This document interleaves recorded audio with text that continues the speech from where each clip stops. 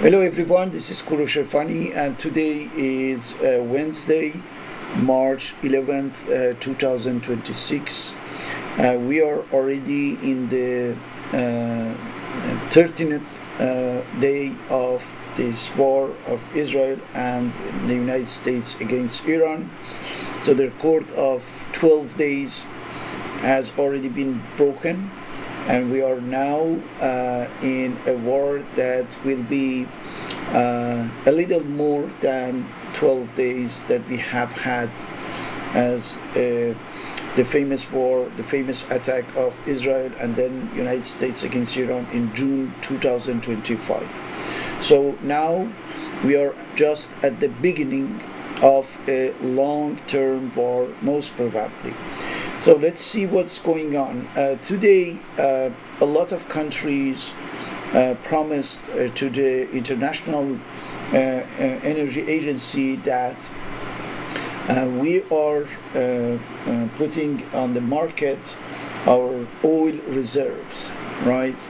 So 400 million barrels had been promised, including 170 million barrels by the United States alone, and something like 31 other countries. So, according to the estimations, that would answer to the demand of the market for something like 26 days, right? So from now on, at the beginning of the 13th day of war, we have 26 days, so that we can avoid the most probably the price of 150, 170 dollars per barrel, right? Because right now is around $100 with all these promises and all the rhetoric of the United States regarding the war is over, the war is very close to be finished, which is not the case. So not only it's not the case, but from now on we have what we can call an all over the map war, right? All over the map war means a war that is completely, let's say, disorganized, destructured, right?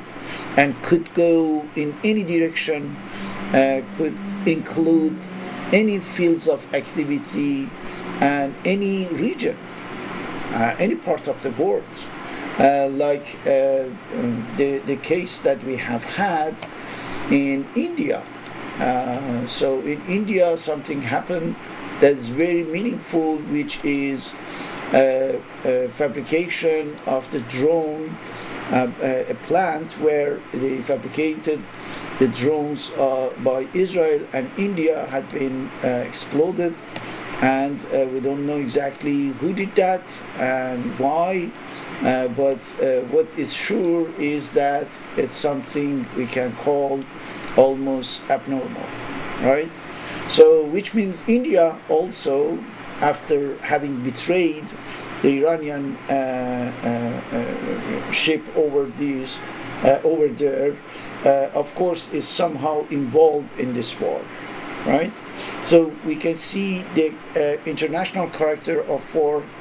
It becomes more and more obvious, right? And of course, after all the Persian Gulf, Arab countries, and also Israel, United States, Iran, and the countries around, we start to have now in India, for example, an indirect involvement of that country in this war because of the close relationship with Israel. Now, more and more different fronts are getting open in this war.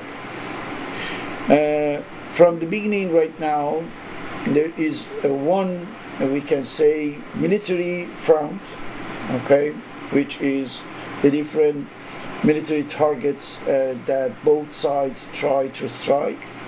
But we have other fronts where it's not a matter of military issues, military topics directly, but as I told you, we are going to have an all over the map war, where everything is permitted, is allowed to be included in a war, in a military conflict, even though the nature of that field is not really military.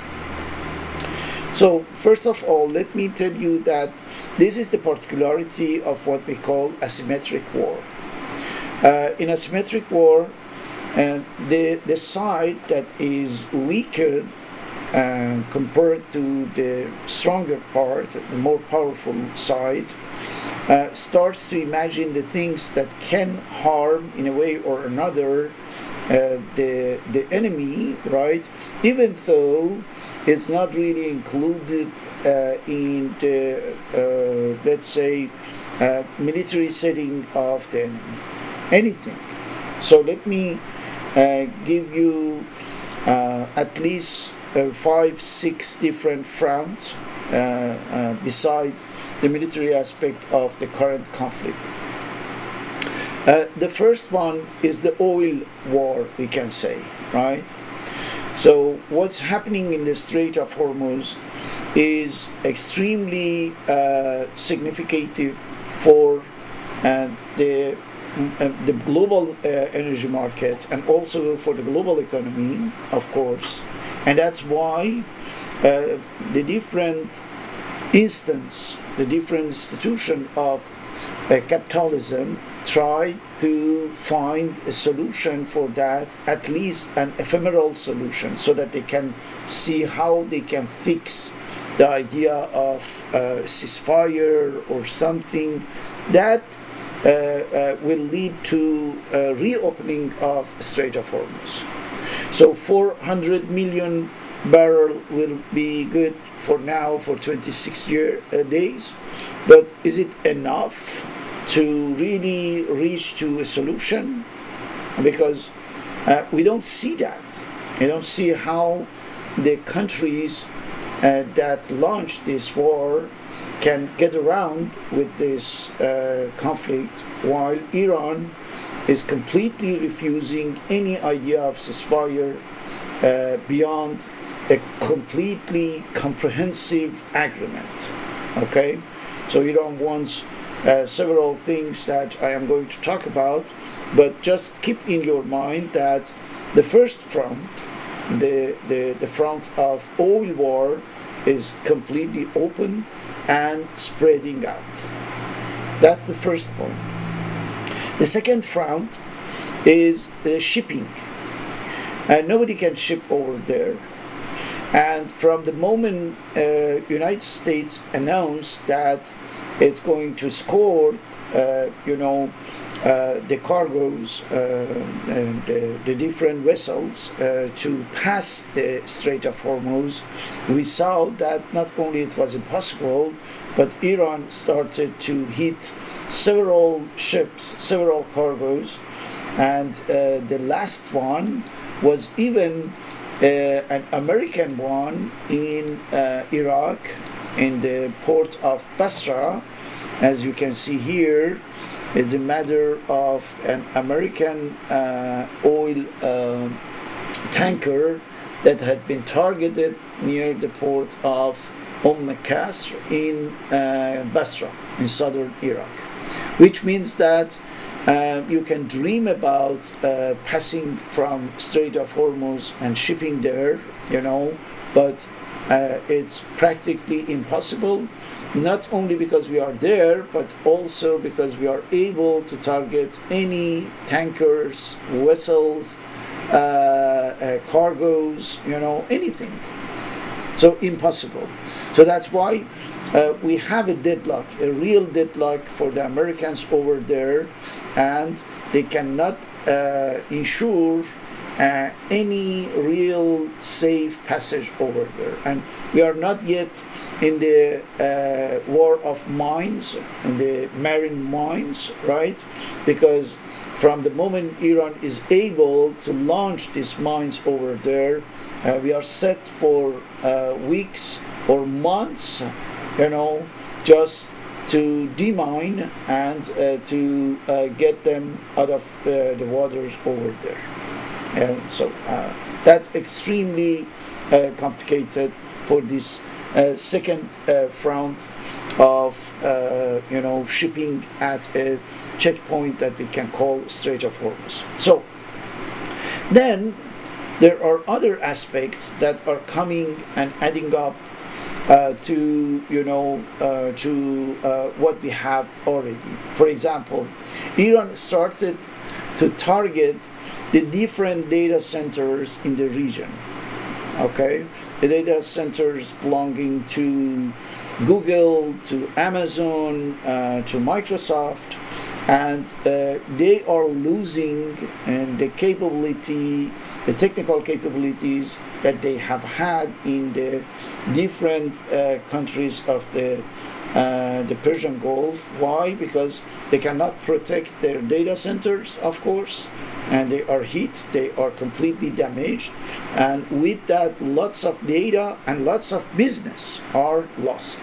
And we are talking about, again, billion and billion of dollars. Then after the server farms completely wiped out or deeply damaged, there is a fourth front, which is the transfer of money, the field of banking, right? The banks are now targeted after the Americans or the Israelis, we don't know, targeted one of the famous Iranian banks.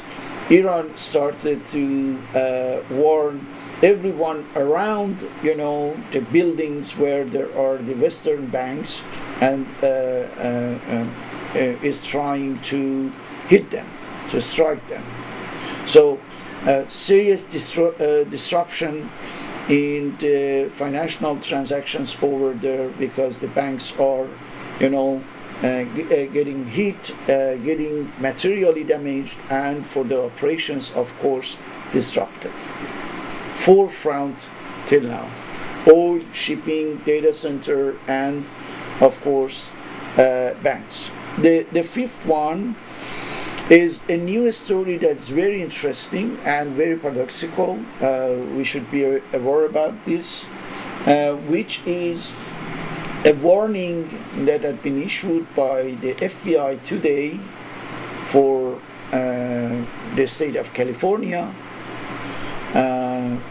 giving a warning to the police, to the law enforcement here in California, because FBI is estimating the risk of California getting hit by what? By the drones coming from of the Pacific, of the Pacific coast here in California, by the Iranians. Just imagine the imagination that the Iranians are, according to Mr. Trump, are not able to hit, even the targets around themselves because they lost everything, 85%, 90%, the Trump's mathematics.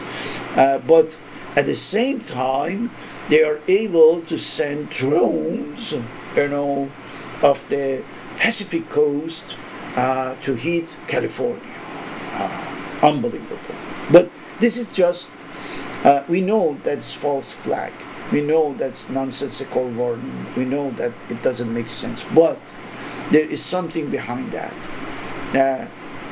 The Trump administration is looking for a justification for something. We don't know exactly what. We can guess, right? We can have the wild guess about that. But what is exactly in the minds of those who create this kind of, rubbish, completely junk story, we don't know, but certainly they are looking for something. But let me tell you a few words regarding the sixth front. The sixth front is starting to attacking the technology companies, we can say. right? Because we got a case where the hackers started to hack the servers of a company that is a kind of, we can say, a research company in the field of medical medical field, and they started to completely erase almost 200,000 systems inside that, an American company, and also they hacked or they robbed completely more than 50 terabytes of data. So this is happening by a group of hackers that's called Handala, and Handala is able to had been able to damage a lot of things after the genocide of Israel in Gaza, which is right now, even today we are talking about, keep going. Let me show you this image just as a reminder that the Palestinians are getting bombed, under the tents, right, in Gaza. Several people killed and injured per day. So Israel is doing it here in Gaza, in the West Bank, and also in Lebanon, of course. So let me clear about what is going on over there.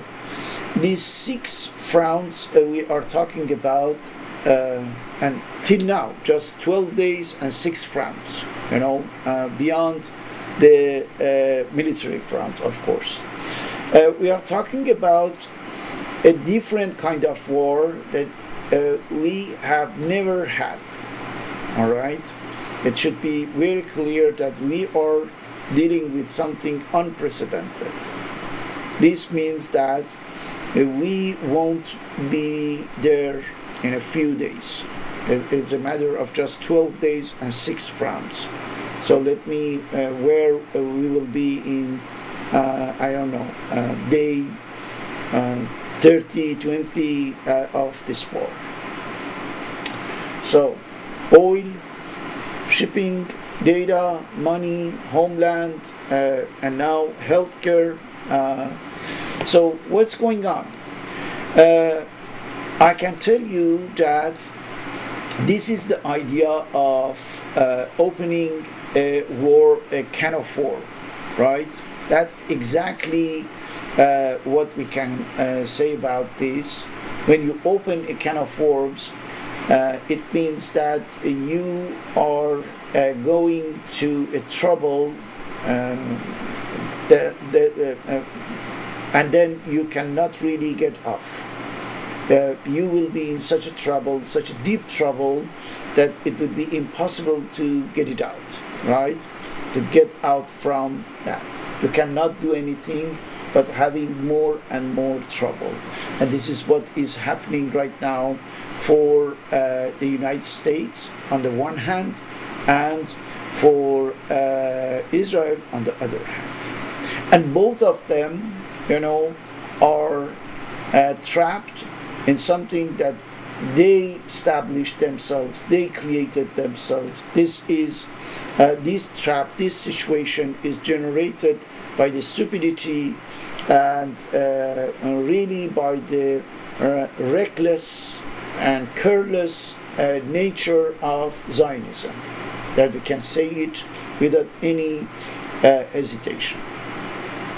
So that's why we must be really worried about the consequences of such a war where everything is underground, and as I told you, the best adjective for this war is all over the map war, disorganized war. And why? Because asymmetric war, right? This is what's happening. The conflict is such that can completely upside down the global order, right? and nothing, it looks like that nothing can stop it right now. So we know that the Americans are sending the message by the different channels, Russia, Pakistan, to Iranians, and asking for, a ceasefire. So the first point is that this is not Iranians who are sending the message to request a ceasefire. This is the United States. And even according to some sources, Israel is sending the message to the Iranian in order to find a kind of, implicit agreement for a ceasefire. We said that in the previous videos. We mentioned the impossibility of accepting such a thing by the Iranians, and we explained that there is no way, there is no point for Iranians to accept such a ceasefire, because they don't have any gain in that, but they have the total loss in this, right?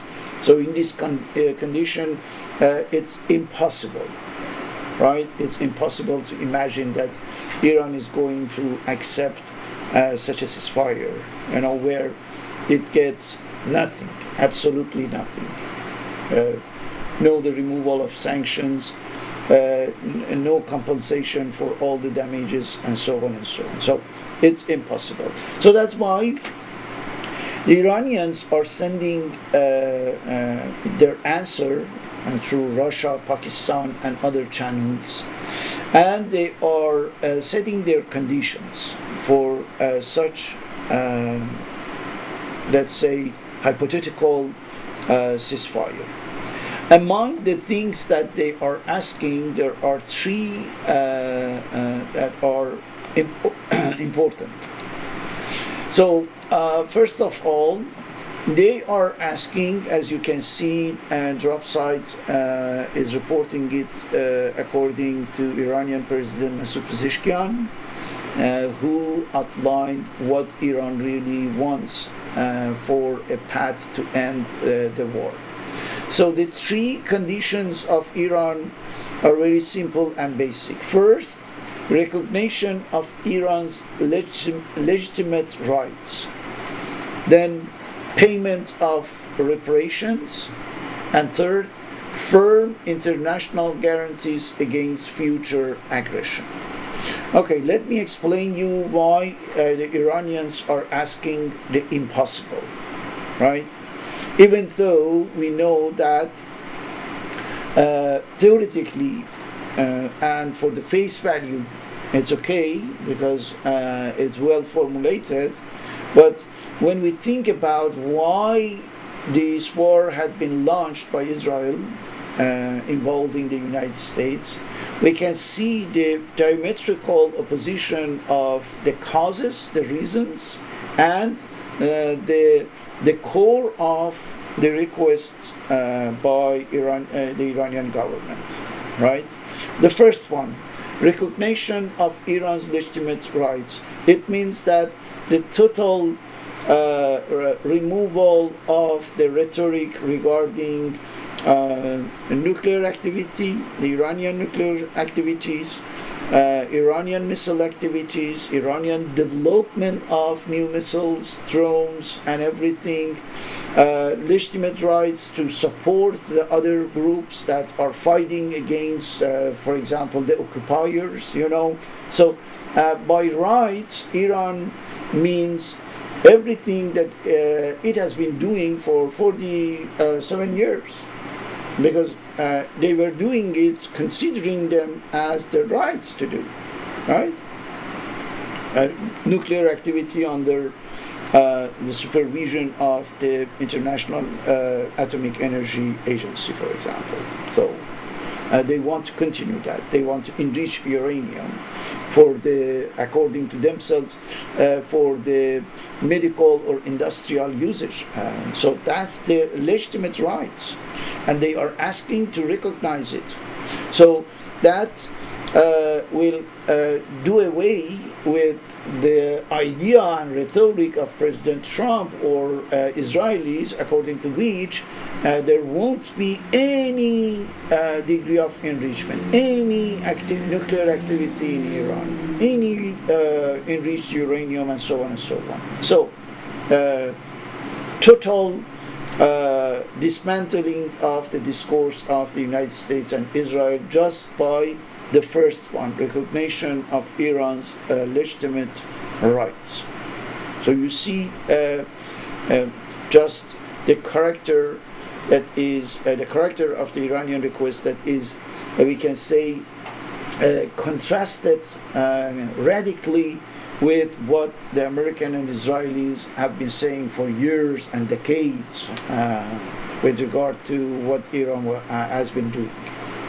That's the first point. The second, payment of reparations. So we know that they bombed, according to themselves, Israelis and Americans. They bombed something like 5,000-6,000 points. So Iranians are advancing other statistics, and they are talking about much more than that for the civilian constructions, civilians buildings, and also industrial one. And of course, we are talking about hundreds of billions of dollars, right? So who wants to pay that? Who is supposed to pay that? Iran asking that from those that it considers as aggressors, right? United States and Israel. So these two countries must gather something like, I don't know, 6, 7, 8, 900 billions of dollars and give it to Iran. So don't forget that they were imposing for several decades the sanctions in order to deprive Iran from any source of money, right? In order to cut completely the flow of money to Iran. And now they have to pay, according to the Iranians, several hundreds of billions of dollars for the reparations of the damage that they did during this war. Possible? Again, 100% diametrically different, completely opposed to what they have been doing by the sanctions, and a lot of things over there. So it's almost, again, I am talking about the reality, not in theory, but in practice, something that is completely impossible. All right. What about the third one? Firm international guarantees against future aggression. But what international guarantee exactly? Who is international, representing international power, international institution? What remain right now for the United Nations, for example, as credibility, as reliability, after having completely delegitimized and decredibilized by who? By Israel and United States, the two actors that are supposed to find firm international guarantees to give, to Iran with regard to future aggressions. Impossible to imagine that. I mean, nonsense, because we don't have such a thing. Who is going to guarantee that? Who is going to dictate something to Israel? The criminal entity that is able to kill something between 600,000-700,000 people in the Gaza's genocide during 2 years in front of all the cameras and broadcast everywhere, and nobody could touch them. for now, right?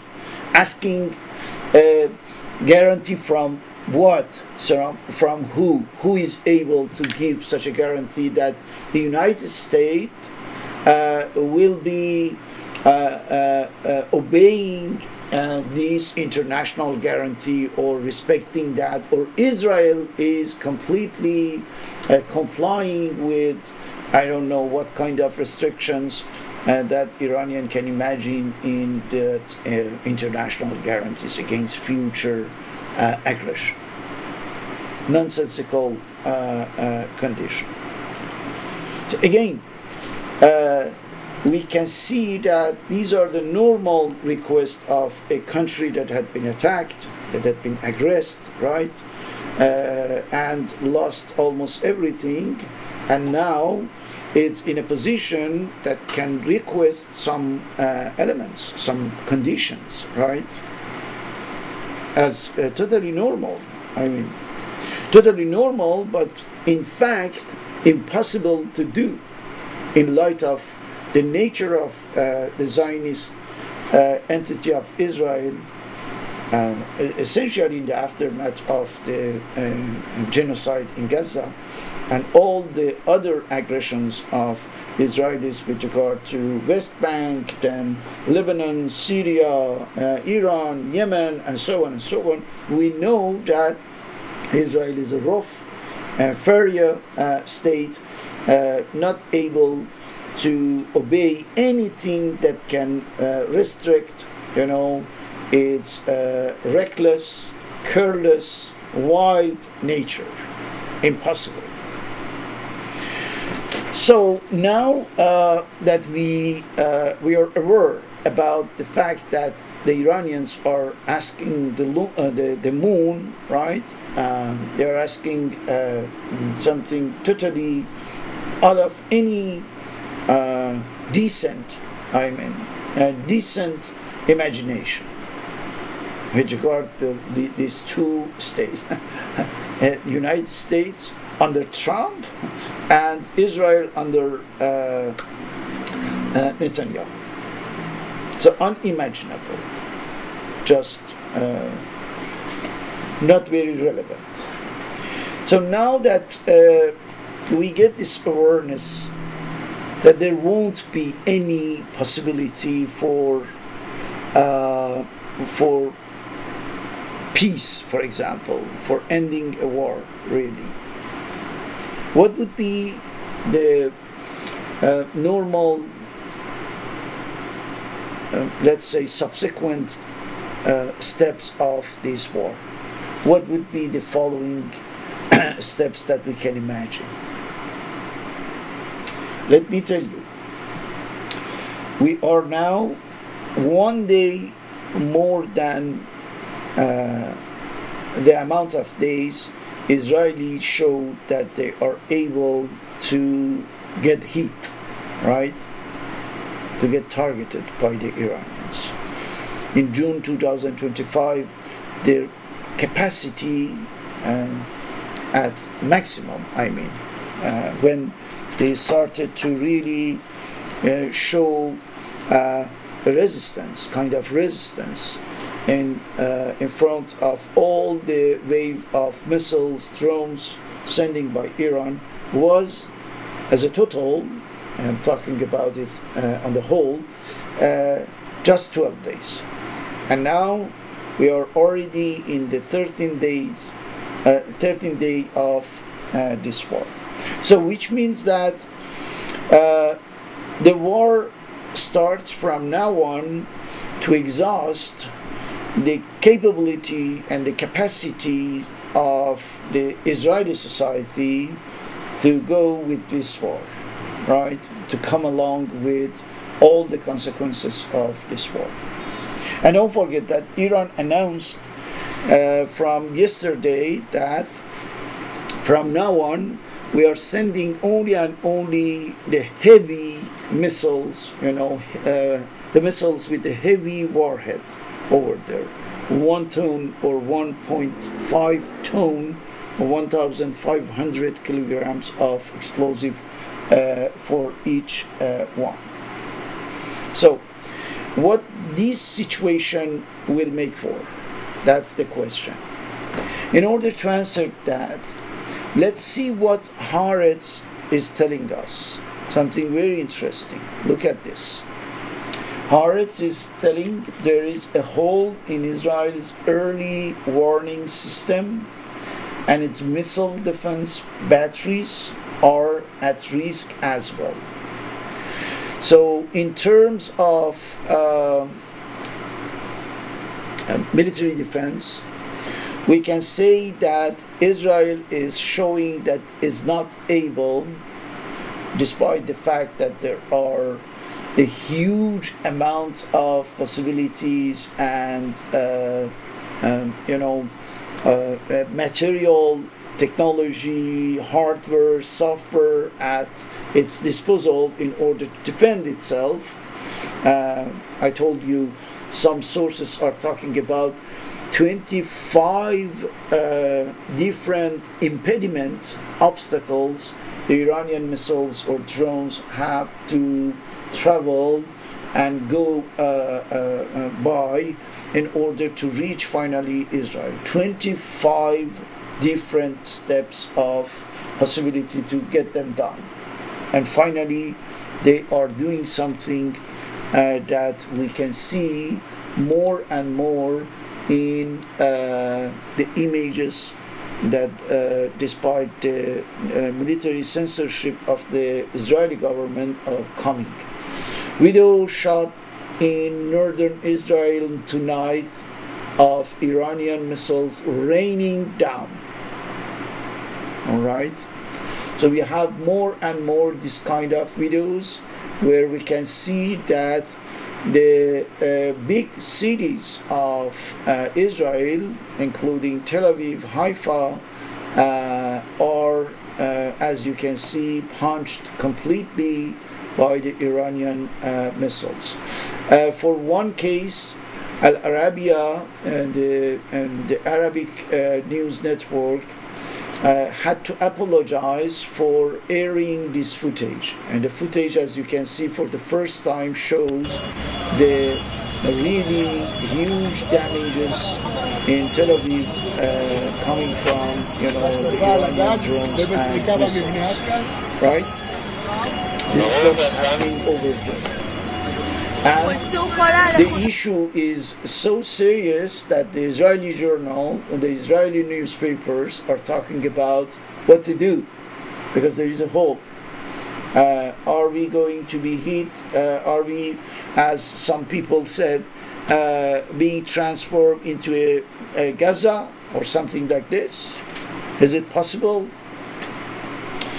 So imagine that on the one hand you have three conditions that make ceasefire impossible or peace impossible. Three conditions that had been requested normally, naturally, I don't know, as a minimal or as a maximum by the Iranians. Okay? So impossible to fulfill them, impossible to realize all these requests dictated by or requested by Iran, and there is no chance for the Americans or Israelis to accept it and to get ahead with these three specific Iranian requests. So what to do?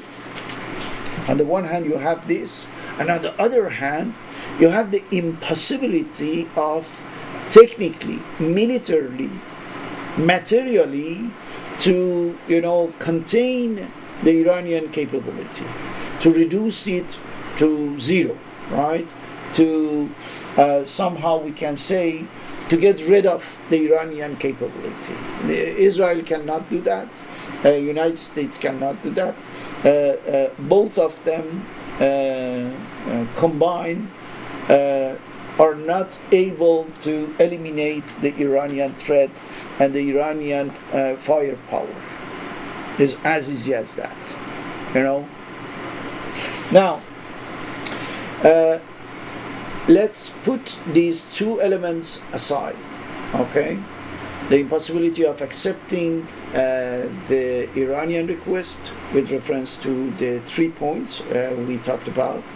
On the other hand, impossible to make an end of the Iranian threat logistically, militarily,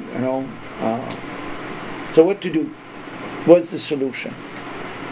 Iran doesn't accept anything less than these 3 elements, and Israel and the United States cannot absolutely fulfill these requests, answer positively to this request, and on the other hand, by mobilizing everything, but absolutely everything materially, they cannot really get away with all the blows that they are receiving from the Iranian military force. When we think about what happened to the American capabilities in the region, we can see that there was a real overestimation, self-overestimation, we can say, by the Americans and most probably by Israelis, right? You remember when Israelis started their genocide operation in Gaza, they talked about a few weeks, then a few months, then 1 year, and at the end of the day, after 2 years of massacres, devastation, bombing, genocide, slaughtering, that was with the participation of the United States and many other countries, that there was an ephemeral, provisional end to that conflict. That's all. Now Iran is aware about that. Iran knows that the military machine of the United States and Israel has a capacity, okay? They know that the destructive capability of this machine, is combined machine of these 2 countries, is something that the country can come along, can support somehow, even though the cost is very high.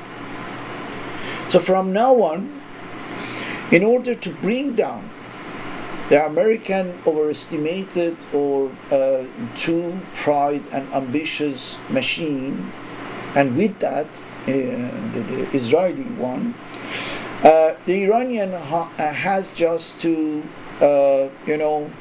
linger, to go slowly with this war. It's as easy as that. Just to stay on long on the conflict. And from that moment, this huge machine, and we are talking about the system, right? Because the United States cannot be reduced to its army, nor Israel can be so. But the United States means not only this big military aggressive machine, but also it means the American economy, and the American economy means the global economy. And when we are talking about the global economy, this is the element that is underpinning the American economy. The attachment and the dependence of the American economy on the global economy is huge. When there is no transactions, when there is no money and business generating profit, because everything happens with dollar, right? And when there is no such, there is no circulation of dollar, and there is no really generating any money for the U.S. Treasury, right? So from that moment, the problem of the Persian Gulf becomes the problem of the United States. The problem of Asia a bit later becomes the problem of the United States. And same thing for Europe, for example. So we can see the deadlock, the total impasse of the United States for starting something that had been extremely bad calculated, very miscalculated, and now it became completely, we can say, a trap. The Americans fell in, and right now they don't have any idea about how they can run off. Right? Impossible, really, really impossible to get off easily. So what would be the solution? There are many hypotheses regarding that. To some extent, we can say there is a lot of solutions, and at the same time, realistically, there is no solution. That's why we must take into account only and only the solutions that are showing some sign of taking shape, right? Getting prepared to be realized. Let me show you one of them. Horrible, but real. Yesterday, the Americans used a bomb in Tehran, around Tehran, that was very specific. That was not any conventional, usual bomb. And the particularity of this explosion due to this bomb was that we have had just one case of the similar bomb in Yemen, in Sana'a, a few months ago, when the Americans started to target the Houthi, because the Houthi, you remember, blocked completely the ship transition in Aden Gulf, right? And the American ships were blocked over there, so that's why the United States Army tried to bomb them, but not with the conventional bomb. Look at this. In this video, you can see first the bomb that had been used in Sana'a, in Yemen, right? A huge explosion that cannot be produced by any normal bomb. And this is what happened just yesterday in Tehran. Again, there is no conventional bomb that can generate such a huge explosion. So what is this?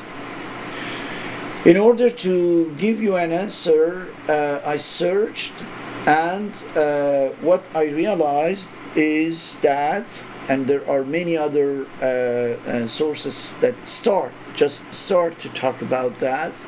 They are talking about what we call the TNW. TNW stands for Tactical Nuclear Weapon, because we have a strategic nuclear weapon, SNW, like the one that we saw in Hiroshima and Nagasaki, and right now the strategic nuclear weapons are many more times powerful than what we saw in Nagasaki and Hiroshima. And these kind of bomb, the tactical nuclear weapons, is let's say smaller version of the strategic nuclear weapon. So that's why another name, another label for this is non-strategic nuclear weapons. But it's a kind of nuclear weapon. So now you can realize, because it's happening now, it has happened. It's not a prospect, is not something that is hypothetically possible. It was possible, and it effectively happened. It occurred. This explosion came about yesterday in Tehran, around Tehran, very close to Tehran, in the west area. So this reality will approach us to what many people, many reliable people and the analysts are telling us. Among them, of course, Professor Mearsheimer, in an interview, is telling exactly the same thing. He said there is no country on the planet that is crueler and more deadly than Israel. We are talking about which Israel? The Israel that is now in face of an existential threat. Because what is happening over there is what we can call the defenseless Israel. Even though this term would appear a little exaggerated, right? But at the end of the day, what is at stake is the existence of Israel, because Iran is able to use more and more missiles and powerful missiles and maybe more powerful warhead, in order to destroy the strategic points in Israel. And at the end of the day, if they cannot really do away with this Iranian firepower, it means that Israel will be destroyed. Incrementally, it will be destroyed because its economy, its society, its politics are getting really hurt right now, right? And we are talking about a system that is being in shambles, seriously, profoundly. So that's why they have to do something. And we are talking about this country. Professor Mearsheimer is talking about this country. There is no country on the planet that is crueler and more deadly than Israel. Listen to this. Professor Mearsheimer warns that if Israel starts losing the war against Iran, they will not hesitate to use nuclear weapons. That's all. And I can tell you that the United States, as the slave of Israel, has already used just yesterday the first generation or the first wave of nuclear weapon, even though it was a tactical nuclear weapon. But bombing Iran with the nuclear weapons has already started. Till yesterday, we were always talking about this as a conditional possibility, right? As a probability. But now we are talking about a fact. And this came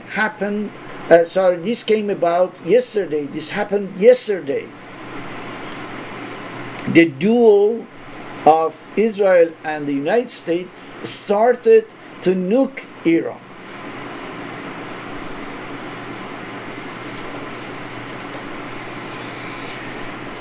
And many other people also are talking about the fact that we are in the case of, not a conventional war. This is not a conventional, ordinary war.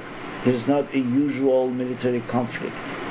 We are talking about the people who are considering what they are doing, because can you imagine just after 12 days they are using the nuclear arm in Iran? So what about the next step? The next step is multiplying, the usage of this TNW, and if it's not really functioning as they want, if they cannot really get rid of the Iranian power finally, they are going to use the strategic nuclear weapon, the normal nuclear bombs. They will nuke all the big cities, including Tehran, with at least 10 million inhabitants.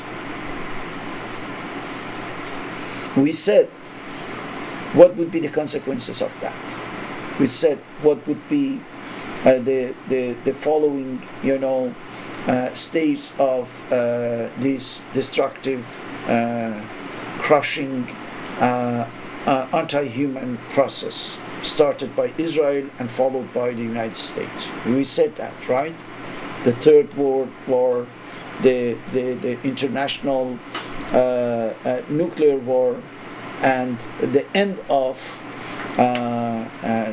life on the planet. Because you know what? There are more and more rumors that is telling us, look, multiple senior Trump administration officials are quietly moving into fortified military housing around Washington, D.C.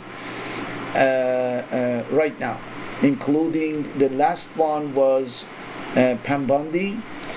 Before her, it was the Israeli President of the United States, Stephen Miller, the one who is in charge of bringing the American empire down, Marco Rubio, Kristi Noem, and Pete Hegseth. Those people are going in the bunker, guys. So this post, for example, is asking what's going on, why they are doing so. Is it something that's happening that we don't know? Are they planning something? Are they plotting something? And the answer is yes, they are. They are, and they are because they think, maybe you are familiar with Professor Jiang, who has a very good view on what is going on, and is talking about the fact that these people are working on their project not as a political one, is not a political war, is not a military war, is an eschatological war. Eschatological means the war that must put an end to the history.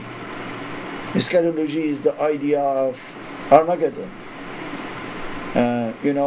Triggering a war that puts an end to the history, so that only and only the chosen people of God can be saved. That's the idea. That's the idea.